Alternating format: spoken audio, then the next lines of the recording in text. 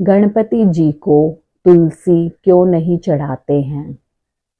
बहुत समय पहले की बात है, जब पृथ्वी पर धर्म और तप का प्रभाव गहरा था।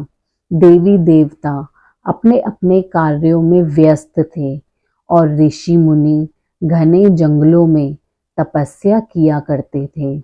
उसी समय की बात है जब गंगा के किनारे एक सुंदर वन था, जहाँ हरियाली थी, शांति थी और वहाँ की हवा में भी दिव्यता थी। उसी वन में तुलसी नाम की एक कन्या रहती थी। वह कोई साधारण कन्या नहीं थी, बल्कि एक असुर कन्या थी, जिसे भगवान विष्णु की भक्ति में अपार प्रेम था। उसका जन्म भी एक विशेष उद्देश्य के लिए हुआ था। तुलसी, जिन्हें वृंदा के नाम से भी जाना जाता है, अत्यंत पवित्र और पतिव्रता स्त्री थी। उन्होंने घोर तप किया, व्रत रखे और अंततः शंखचूड़ नाम के असुर से विवाह किया। शंखचूड़ बलशाली था, परंतु उसका बल उसकी पत्नी तुलसी की पतिव्रता शक्ति से जुड़ा हुआ था। देवताओं के लिए वह एक बड़ी चुनौती बन चुका था, क्योंकि उसे कोई पराजित नहीं कर सकता था। देवताओं ने विष्णु जी से सहायता मांगी। भगवान विष्णु ने एक रूप धर लिया, एक ऐसा रूप जो हूबहू शंखचूड़ जैसा दिखता था।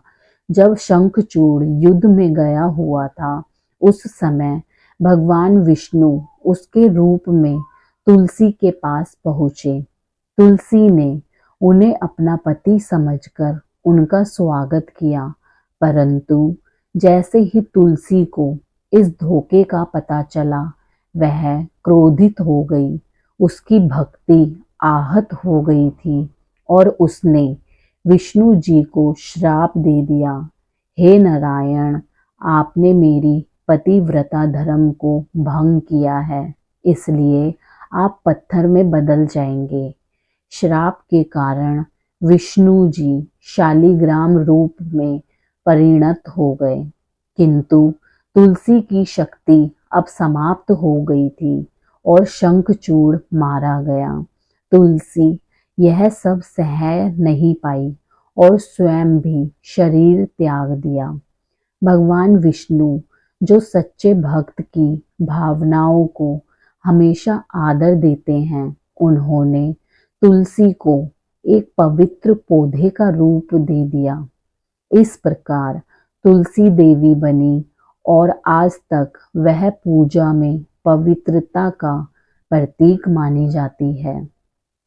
एक और कथा है जो तुलसी और गणेश जी के बीच के संबंध को बताती है।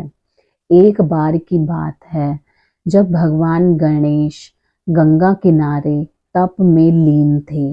वे अविवाहित थे और सांसारिक बंधनों से दूर अपनी साधना में मग्न थे। तभी तुलसी, जो अब एक दिव्य आत्मा बन चुकी थी, वहां से गुजरी।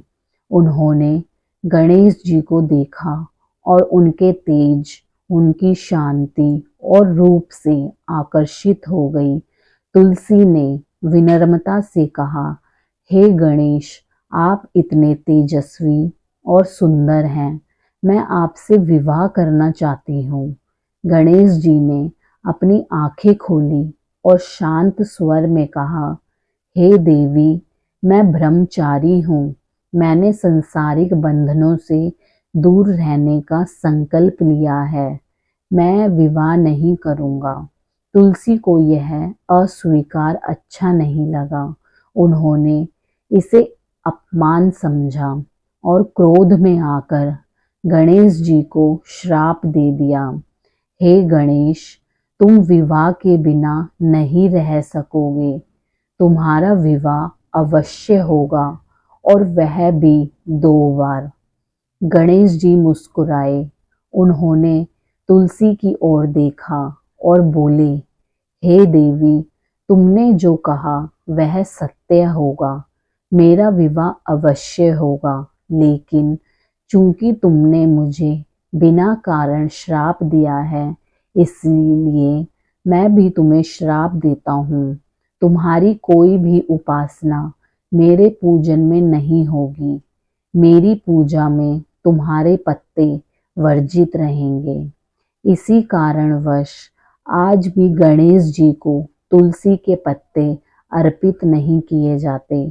तुलसी पवित्र है, विष्णु जी की प्रिय है, परंतु गणेश जी की पूजा में उसे वर्जित माना गया है।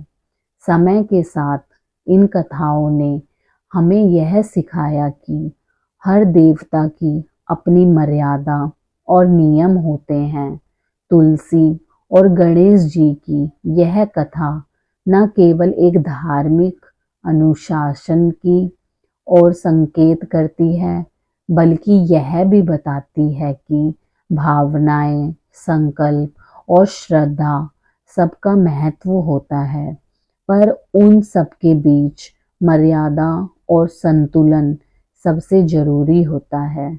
इस प्रकार गणपति जी को तुलसी नहीं चढ़ाई जाती, क्योंकि एक समय ऐसा आया जब तुलसी ने उन्हें श्राप दिया और बदले में उन्हें भी गणेश जी से श्राप मिला।